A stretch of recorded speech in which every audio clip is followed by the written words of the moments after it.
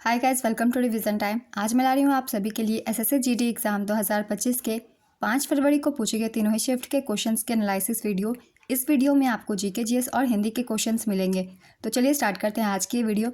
मगर वीडियो को शुरू करने से पहले अगर आप मेरे चैनल पर पहली बार आए तो चैनल को जरूर सब्सक्राइब कर लें और साथ ही इस वीडियो को लाइक भी ज़रूर कर दें। तो चलिए स्टार्ट करते हैं आज के सारे क्वेश्चन। बहुत ही इंपॉर्टेंट वीडियो है, बहुत सारे हैं एक्स्ट्रा फैक्ट्स जो कि आपको आने वाले एग्जाम्स में भी हेल्प करेंगे। तो चलिए स्टार्ट करते हैं 5 फरवरी को पूछे गए सारे question. Question number 1, Smriti Mandhana किस खेल से संबंधित है? इसका आंसर है क्रिकेट। कुछ और भी महत्वपूर्ण खिलाड़ियों के नाम हम याद कर लेते हैं। इनका संबंध किस खेल से है? भारोत्तोलन से संबंधित खिलाड़ियों के नाम है कुंजा रानी देवी, कर्णम मल्लेश्वरी, मीराबाई चानू, संजीता चानू। शूटिंग से संबंधित खिलाड़ियों के नाम है एलावेनिल वलारिवन, अपूर्वी चंदेला, अंजलि भागवत, राज्यवर्धन सेन राठौर, दिव्यांश सेन पवार, अवनी लेखरा, तिलोत्तमा सेन। तैराकी से संबंधित व्यक्तियों के नाम है आरती शाह, भक्ति शर्मा, शिखा टंडन। तीरंदाजी से दीपिका कुमारी, अंकिता भगत, मुस्कान किरार। एथलेटिक्स से संबंधित व्यक्तियों के नाम है पारुल चौधरी, कृष्णा पुनिया, देवेंद्र झाझड़िया। फेंसिंग से संबंधित खिलाड़ियों के नाम है सीए भवानी देवी, कविता देवी, गीसोनिधि कुमारसन पदम। मुक्केबाजी से संबंधित मैरी कॉम, विजेंदर सिंह बेनीवाल, शिव थापा, अमित पंघाल। कुश्ती से विनेश फोगाट, सुशील कुमार, साक्षी मलिक, बजरंग पुनिया, योगेश्वर दत्त, संदीप तोमा। सुमित अंतिल पैरालंपिक भाला फेंक से संबंधित है। अश्विनी पुनप्पा बैडमिंटन से संबंधित है। नेक्स्ट क्वेश्चन, कौन सा राज्य नंदी पुरस्कार देता है? इसका आंसर है आंध्र प्रदेश। नंदी पुरस्कार आंध्र प्रदेश सरकार द्वारा दिया जाता है। यह पुरस्कार तेलुगु सिनेमा, थिएटर और टेलीविज़न में बेहतरीन काम करने वालों को दिया जाता है। नेक्स्ट क्वेश्चन, भारतीय संविधान सभा की प्रथम बैठक का आयोजन कब किया गया था? इसका आंसर है 9 दिसंबर 1946। संविधान सभा की पहली बैठक 9 दिसंबर 1946 को नई दिल्ली के संविधान हॉल में हुई थी। इस हॉल को अब संसद भवन के सेंट्रल हॉल के नाम से जाना जाता है। इस बैठक में डॉक्टर सच्चिदानंद सिन्हा संविधान सभा के अस्थायी अध्यक्ष थे। संविधान सभा के अस्थायी अध्यक्ष के नाम पूछे जाते हैं तो इसका आंसर होगा डॉक्टर सच्चिदानंद सिन्हा। इस बैठक में केवल 211 सदस्यों ने भाग लिया था। मुस्लिम लीग ने इस बैठक का बहिष्कार किया था। भारतीय संविधान सभा की दूसरी बैठक नई दिल्ली के संविधान भवन में 20 जनवरी 1947 को हुई थी। इस बैठक की अध्यक्षता डॉक्टर राजेंद्र प्रसाद ने की थी। भारतीय संविधान सभा की आखिरी बैठक 24 जनवरी 1950 को हुई थी। इस दिन संविधान सभा के सदस्यों ने संविधान पर हस्ताक्षर किए थे। संविधान सभा ने 26 नवंबर 1949 को भारत के संविधान को अपनाया था। संविधान 26 जनवरी 1950 को लागू हुआ और इसीलिए 26 नवंबर को हर वर्ष संविधान दिवस के रूप में मनाया जाता है। संविधान सभा की मांग सबसे पहले साल 1895 में बाल गंगाधर तिलक ने उठाई थी। संविधान सभा के मुख्य वास्तुकार डॉक्टर भीमराव अंबेडकर को भारतीय संविधान का जनक माना जाता है। संविधान सभा ने 11 सत्र आयोजित किए थे। संविधान सभा के सदस्य ही आज़ादी के बाद भारतीय संसद के पहले सदस्य बने थे। नेक्स्ट क्वेश्चन, भारतीय संविधान का 44वां संशोधन कब हुआ था? इसका आंसर है 1978 में। 44वां संवैधानिक संशोधन अधिनियम 1978 जून सितंबर 1979 से लागू हुआ। यह संशोधन जनता पार्टी सरकार द्वारा लाया गया था। संपत्ति के अधिकार को 44वें संवैधानिक संशोधन अधिनियम 1978 द्वारा मौलिक अधिकारों की सूची से हटा दिया गया। वर्तमान में संपत्ति का अधिकार अनुच्छेद 301 के तहत एक कानूनी अधिकार है। यह संविधान के भाग 12 में है। नेक्स्ट क्वेश्चन, भारत में रोहिंग्या मुसलमान कहां से आते हैं? इसका आंसर है म्यांमार। रोहिंग्या मुस्लिम म्यांमार के राखीन राज्य से भारत आते हैं। रोहिंग्या एक जातीय अल्पसंख्यक समूह है। म्यांमार में हिंसा से बचने के लिए कई रोहिंग्या लोग बांग्लादेश में शरण ले चुके हैं। नेक्स्ट क्वेश्चन, विश्व एथलेटिक्स में स्वर्ण पदक जीतने वाले पहले भारतीय कौन हैं? इसका आंसर है नीरज चोपड़ा। नीरज चोपड़ा एक भाला फेंक खिलाड़ी है। नीरज चोपड़ा ने साल 2023 में बुडापेस्ट में आयोजित विश्व एथलेटिक्स चैंपियनशिप में स्वर्ण पदक जीता था। उन्होंने पुरुषों के भाला फेंक स्पर्धा में 88.17 मीटर का सर्वश्रेष्ठ प्रयास करते हुए स्वर्ण पदक जीता था। नेक्स्ट क्वेश्चन, भारत के वर्तमान शिक्षा मंत्री कौन है? इसका आंसर है धर्मेंद्र प्रधान। डॉक्टर जाकिर हुसैन के द्वारा कौन सी पुस्तक लिखी गई थी? इसका आंसर है, ये सभी पुस्तकें लिखी गई थी। इनमें से जो भी ऑप्शन में हो आप उसे टिक कर सकते हैं। माताए फ़कीर, जाकिर साहब के खत, तलीमी खुतबा, कौमी तलीम, हिंदुस्तान और ममालिक गैर, जाकिर हुसैन हिंदुस्तानी जमहूरियत की अलामात, आला तलीम, हाली मुहब्ब वतन और इंतखाब गालिब, ये सभी जाकिर हुसैन के द्वारा लिखी गई पुस्तकें हैं। इनमें से जो भी ऑप्शन में हो आप उसे टिक कर सकते हैं।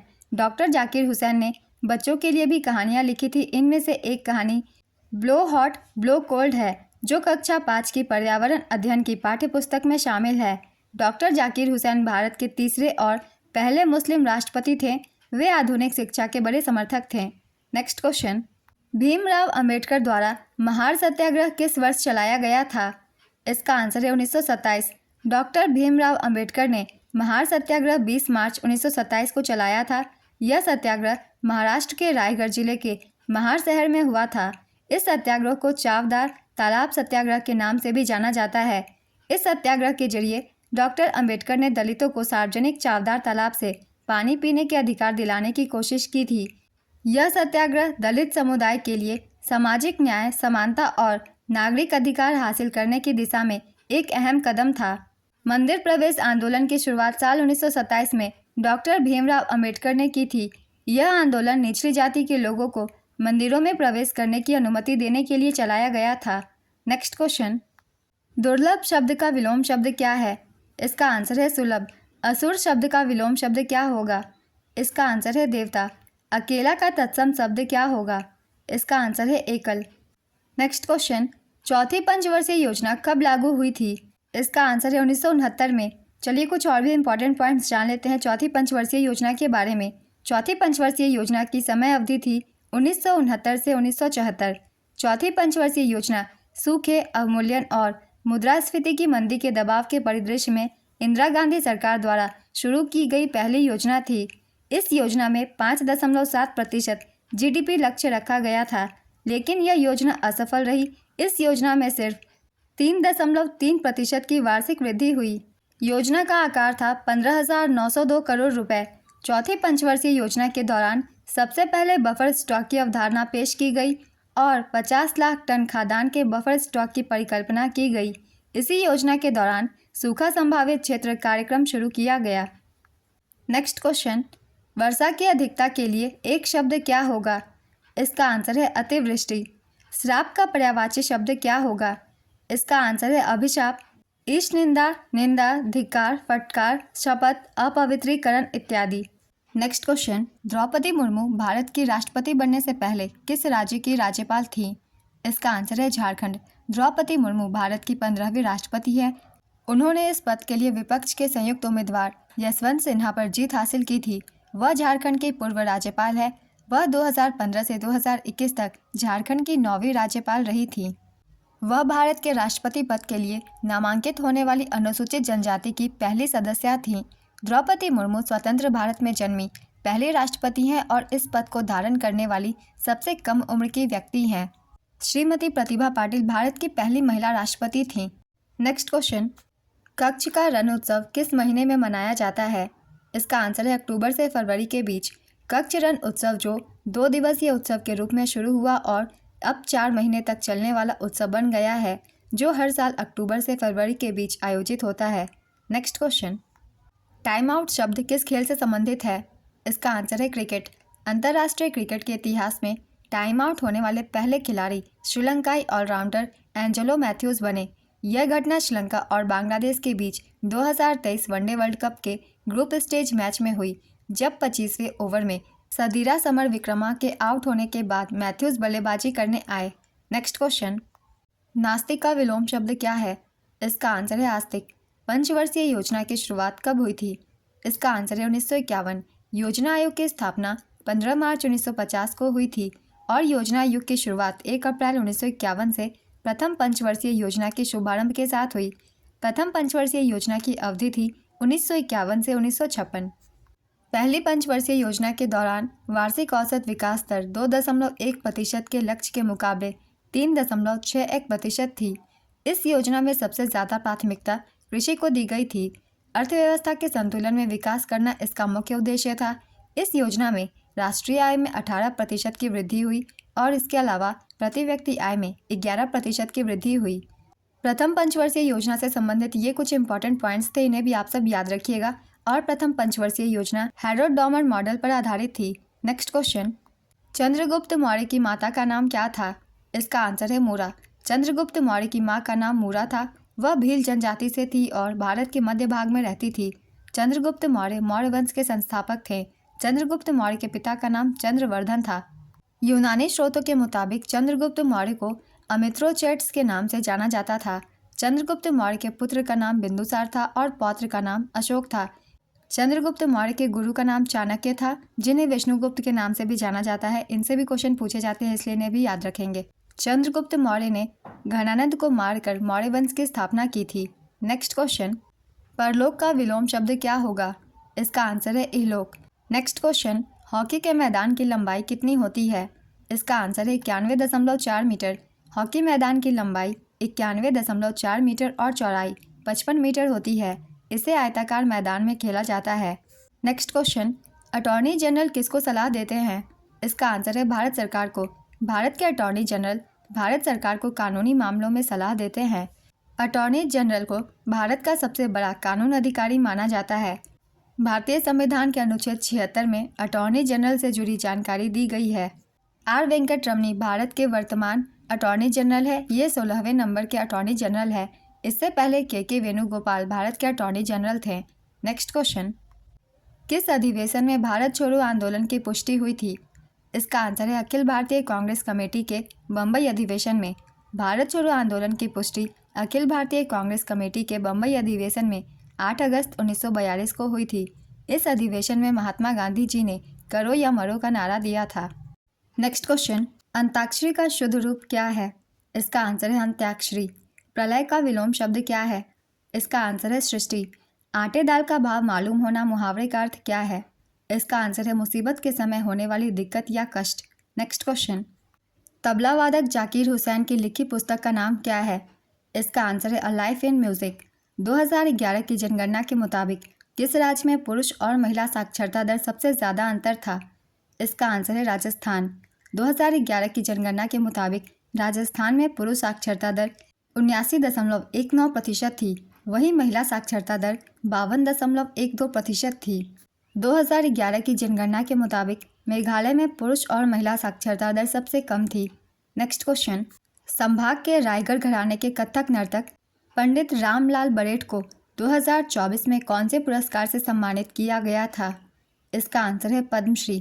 वर्ष 2024 में 132 पद्म पुरस्कार, 5 पद्म विभूषण, 17 पद्म भूषण और 110 पद्मश्री प्रदान किए गए, जिसमें 30 महिलाएं भी हैं। वर्ष 2025 में कुल 139 पद्म पुरस्कार दिए जाने की घोषणा हुई है, जिसमें पद्म विभूषण 7, पद्म भूषण 1, पद्मश्री 113 शामिल है और महिला पुरस्कार विजेताओं की संख्या है 23। नेक्स्ट क्वेश्चन, कौन सा ऐसा शास्त्रीय नृत्य है जिसमें चेहरे के भावों और हस्त मुद्राओं के जरिए भावों को अभिव्यक्त किया जाता है? इसका आंसर है कथकली। कथकली एक प्रदर्शन कला है जो केरल राज्य से संबंधित है। शब्द कथा का अर्थ है कहानी और काली का अर्थ है नाटक। कथकली गीतों के लिए इस्तेमाल की जाने वाली भाषा मणिप्रवलम है, अर्थात मलयालम और संस्कृत का मिश्रण।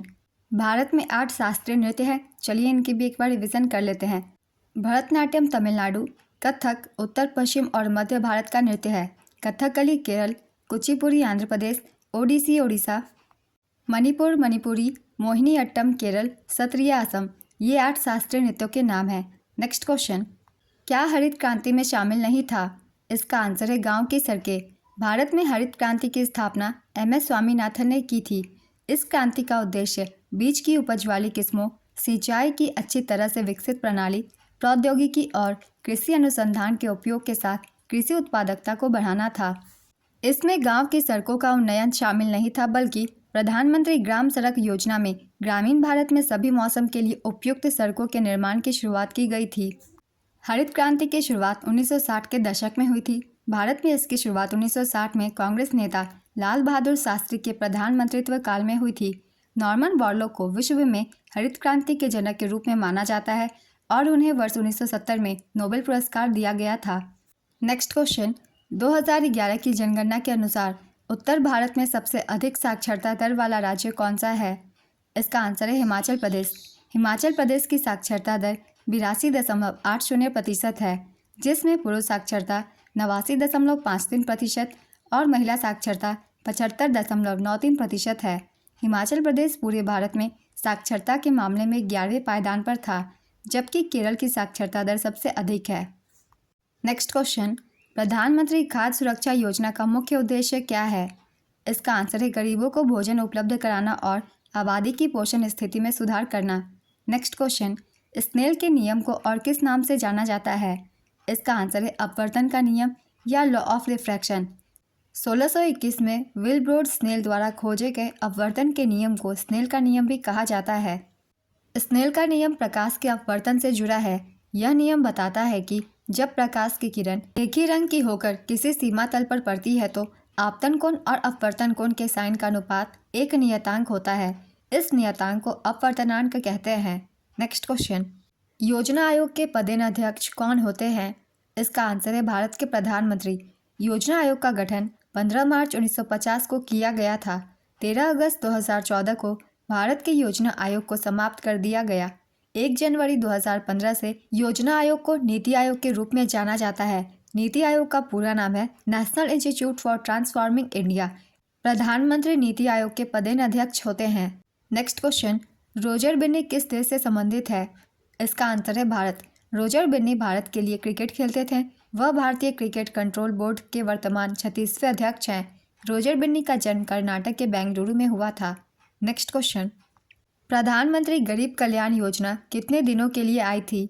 इसका आंसर है 3 महीनों के लिए। यह योजना 3 महीने अप्रैल से जून 2020 के लिए लागू की गई थी ताकि गरीब और ज़रूरतमंद लोगों को तत्काल मदद मिल सके। इस योजना के अंतर्गत अन्न और वित्तीय सहायता प्रदान की गई, जैसे फ्री राशन और कैश ट्रांसफ़र।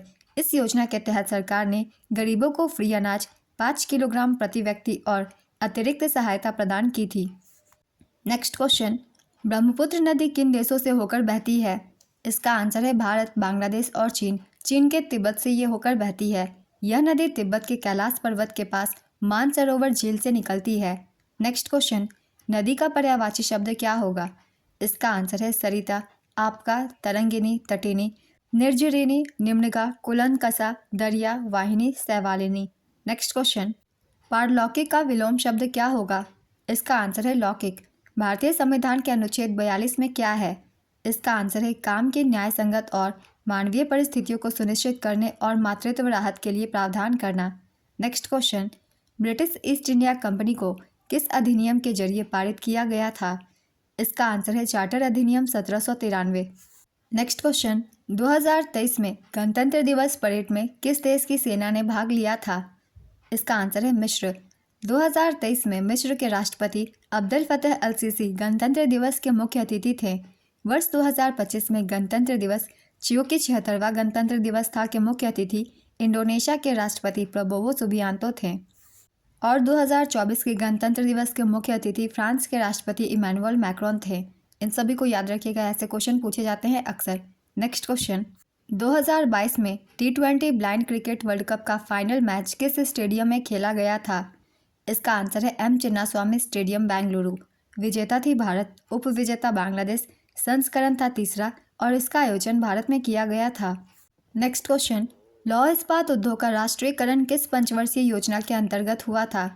इसका आंसर है दूसरी पंचवर्षीय योजना। द्वितीय पंचवर्षीय योजना का काल 1956 से 61 तक था। द्वितीय पंचवर्षीय योजना पीसी महालनोबिस मॉडल पर आधारित थी। यह पंडित जवाहरलाल नेहरू के नेतृत्व में लॉन्च हुई थी और इसके उपाध्यक्ष वीटी कृष्णमाचारी थे। इस योजना का प्रमुख उद्देश्य बुनियादी और भारी उद्योगों के विकास पर विशेष जोर देने के साथ साथ तेजी से औद्योगिकीकरण था। नेक्स्ट क्वेश्चन, पेशवा बाजीराव द्वितीय ने अंग्रेजों के साथ बेसिन की संधि पर हस्ताक्षर कब किए थे? इसका आंसर है 31 दिसंबर 1802 में। लालचंद शर्मा किस शैली से संबंधित है? इसका आंसर है हास्य व्यंग्य शैली। रानी मछैया किस लोक नृत्य से जुड़ी हुई है? इसका आंसर है ओमठ लोक नृत्य। नेक्स्ट क्वेश्चन, बिना वेतन काम करने वाला वाक्यांश के लिए उचित शब्द बताइए। इसका आंसर है अवैतनिक। दही का तत्सम क्या होगा? इसका आंसर है दधी। अथ का विलोम शब्द क्या होगा? इसका आंसर है इति। जो संविधान के प्रतिकूल हो वाक्यांश के लिए उचित शब्द बताइए। इसका आंसर है असंवैधानिक। इरफान पठान के भाई 2024 के लोकसभा चुनाव में किस राज्य से लड़े थे? इसका आंसर है पश्चिम बंगाल। इरफान पठान के भाई यूसुफ पठान ने 2024 के लोकसभा चुनाव में पश्चिम बंगाल राज्य के मुर्शिदाबाद जिले के बहरामपुर लोकसभा क्षेत्र से चुनाव लड़े थे। उन्होंने तृणमूल कांग्रेस के उम्मीदवार के रूप में चुनाव लड़ा था। नेक्स्ट क्वेश्चन, ऋग्वेद में गंगा नदी का उल्लेख कितनी बार हुआ है? इसका आंसर है 1 बार। गंगा नदी का उल्लेख 1 बार, यमुना नदी का उल्लेख 3 बार और सबसे अधिक बार उल्लेख सिंधु नदी का किया गया है। नेक्स्ट क्वेश्चन, पुंग किस नृत्य में बजाया जाता है?